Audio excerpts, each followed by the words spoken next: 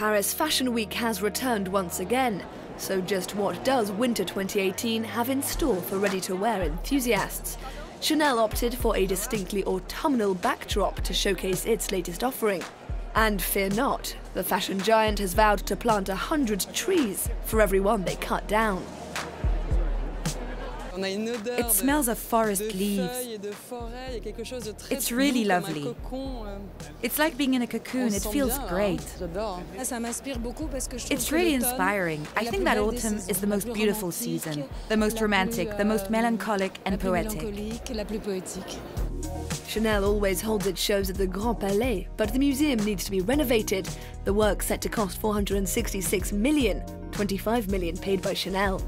Paris is the capital of fashion design. Paris needs to remain strong so that brands like Chanel can also be strong.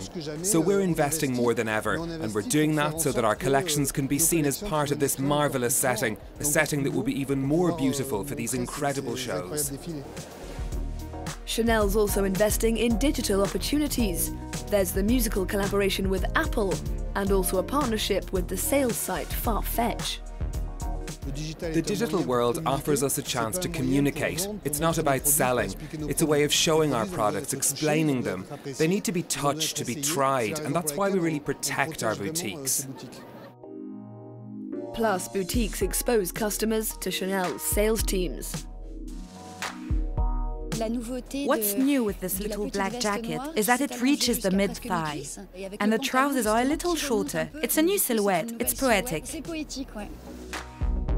For others, it's nostalgic. I love forest and autumn. I think it's very beautiful.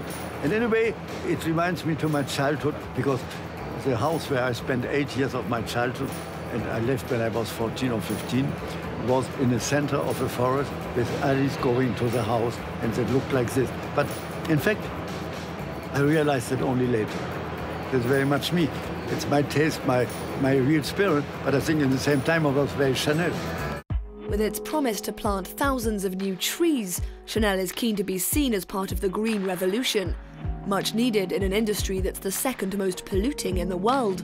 But for one woman, environmentalism is nothing new.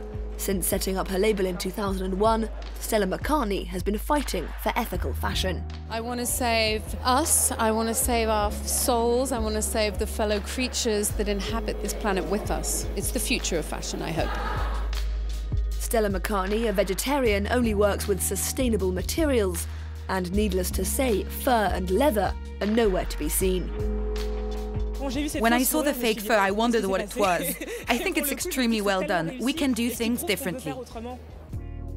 At Paris's Palais de Tokyo, Taiwanese label Shiatzy Chen is revealing its latest collection before a star-studded audience. Apart from the fashion, there's one thing everyone's talking about: the Me Too movement.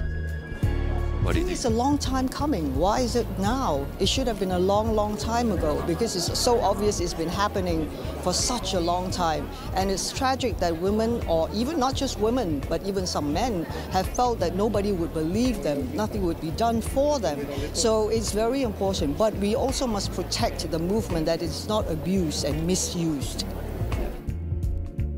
Shiatzy Chen's collection sees itself as a bridge between East and West.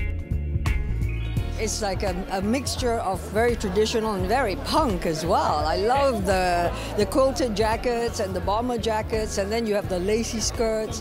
So it's a fun combination, like embroidery, you know, the pattern of the fabrics. So the touches, the details is what that got me. Asian influence is widespread at this fashion week. The granddaughter of the founder of Korean comms giant Samsung has just resurrected the French couture house Poiret. The label's workshop was one of the first to do away with the corset in 1906, a sartorial turning point in the history of women's emancipation. There's a lot of detailed stitchwork. It's extremely rich, with embossed patterns, silkscreen printing, pleating.